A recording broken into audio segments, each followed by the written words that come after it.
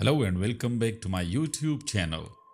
Chapter 2 Norman हुकूमत के असरात 1066 تا 1350 बरतानिया पर नॉर्मन हुकूमत ने अदब का रुख बड़ी हद तक बदल दिया। महकूम कौम की हैसियत से यहाँ के रहने वालों ने फ्रांसीसी ज़बान और फ्रांसीसी अदब में उसी तरह दिलचस्पी ली जैसी कि हम लोगों ने अंग्रेज़ी हुकूमत के तहत अंग्रेज़ी ज़बान और अंग्रेज़ी अदब में ली है। नॉर्मन इक़्तिदार 1066 में कायम हुआ। ये लोग फ्रांस के सूबे नॉर्मैंडी से आए थे और इनका कानून, निज़ाम सल्तनत और कल्चर फ्रांसीसी था। इनके साथ फ्रांसीसी अदीब भी आए थे और बाद में भी आकर बसते रहे। फ्रांसीसी ज़बान और अदब ही को सब कुछ समझा जाने लगा और मुल्क के रहने वालों ने भी मादरी ज़बान को छोड़कर हुक्मरानों की ज़बान की तरफ तवज्जो की। तकरीबन एक सदी तक एंग्लो सैक्सन अदब बिल्कुल ही पसे पुष्ट पड़ा रहा और एंग्लो नॉर्मन अदब से तरक्की करके एक मखसूस सूरत इख्तियार कर ली।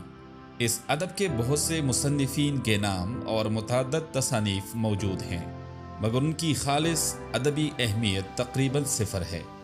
ताहम तकरीबन 300 बरस के इस दौर का मुतालिया अंग्रेज़ी अदब को समझने के लिए ज़रूरी है, क्योंकि इस तवील अरसे में फ्रांसीसी असरात अंग्रेज़ी कल्चर पर इस हद तक हावी होते रहे कि अंग्रेज़ों की ज़बान और अदबी नस्बुलैन बिल्कुल बदल गए। यहाँ तक कि पुराना फ्रांसीसी अदब भी अंग्रेज़ी कौमी अदब के सिलसिले में इतना ही अहम हो गया जितना कि एंग्लो सैक्सन अदब। बल्कि ये कहना गलत ना होगा कि अंग्रेज़ी अदब की तामीर में और इसको इसकी इनफरादी सूरत देने में फ्रांसीसी अदब एंग्लो सैक्सन अदब से कहीं ज़्यादा अहम हो गया। लिहाजा इस दौर के मुताले से हमें ये अंदाज़ा लगाना है कि फ्रांसीसी असर से एंग्लो सैक्सन ज़बान और अदब में वो क्या तब्दीलियाँ वाक़ हुई जिन्होंने नॉर्मन हुकूमत के बाद एक नए कौमी अदब को जन्म दिया।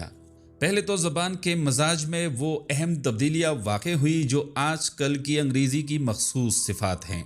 फ्रांसीसी तसानीफ के एंग्लो सैक्सन ज़बान में तर्जुमे किए गए, जिनका नतीजा ये हुआ कि आम ज़बान एक अदबी ज़बान में तब्दील हुई, जिसमें बहुत से आम अल्फाज कम कर दिए गए और फ्रांसीसी अल्फाज शामिल किए गए।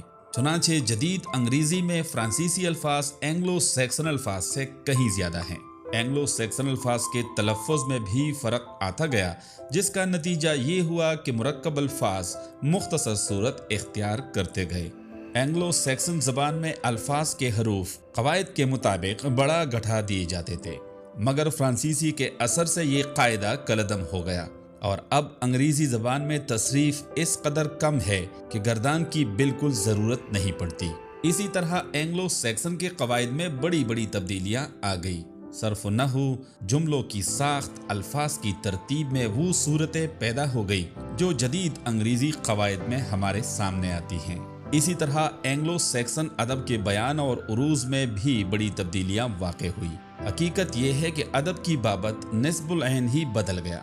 एंग्लो सैक्सन ज़बान में तसरीफ़ की बेहद गुंजाइश और मुरक्कब अल्फाज बनाने की बेइंतहा आसानी है और इसका शायरी पर यह असर पड़ा कि जुमला मोतरज़ा और फ़िक्रे इस कसरत से इस्तेमाल होने लगे कि मतालिब में इबहाम पैदा हो गया और मुरक्कब अल्फाज महज रंग जमाने के लिए इतने ज़्यादा बनाए गए कि तकलीफ देह बनावट नुमायाँ हो गई। इस तरह एंग्लो सैक्सन शायरी इबहाम और माने बूझने का खेल हो गई। उरूज में महज एक ख़ास तर्ज हर नज़म में यकसानियत के साथ इख्तियार की गई और इस पर अमल होता रहा। बरखिलाफ इसके फ्रांसीसी ज़बान की साख्त ऐसी थी कि सफाई और सादगी इसके बयान की अहम सिफात थी और इसके उरूज में औज़ान के हिसाब से मिसरों की लंबाई में फ़र्क करने की गुंजाइश थी। गरज फ्रांसीसी असर का नतीजा ये हुआ कि एंग्लो सैक्सन शायरी बजाय महज रंगीन और मसनूई होने के ज़्यादा फितरी, ज़्यादा साफ, ज़्यादा पुरमानी और ज़्यादा रवान होने लगी। अंग्रेज़ी शायरी का मतमहे नज़र इसी किस्म की शायरी हो गया जिसको हाली ने नेचुरल शायरी कहा है। ये तमाम तब्दीलियाँ 3 सदियों में वक़ू पज़ीर हुई। शुरू में नॉर्मन हुक्मरान अपनी ज़बान अलग बोलते रहे और महकूम अवाम अपनी बोली में मगन रहे। फ्रांसीसी ज़बान दरबार, मदारिस, कचहरियों और दफातर की ज़बान हुई, گرجوں اور سائنس کی زبان لاطینی رہی، مگر فرانسیسی کا دخل ان دائروں میں بھی کہیں کہیں نظر آنے لگا۔ زمیندار نارمن زبانوں اور شہری فرانسیسی ہی استعمال کرتے رہے۔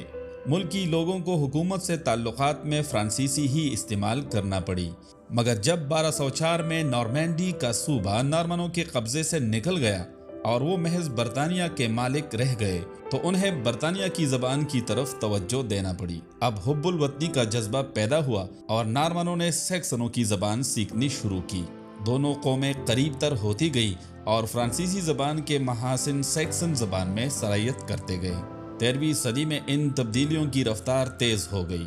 14ویں صدی شروع ہوتے ہوتے نارمن فرانسیسی زبان ترک کر چکے تھے اور سیکسن زبان میں اس حد تک تبدیلیاں پیدا ہو چکی تھی کہ برطانیہ میں جو زبان بولی جاتی تھی اسے انگریزی کہا جا سکتا تھا۔ یہ زبان کچھ ہی عرصے میں مدرسوں، کچہریوں اور پارلیمان کی زبان ہو گئی۔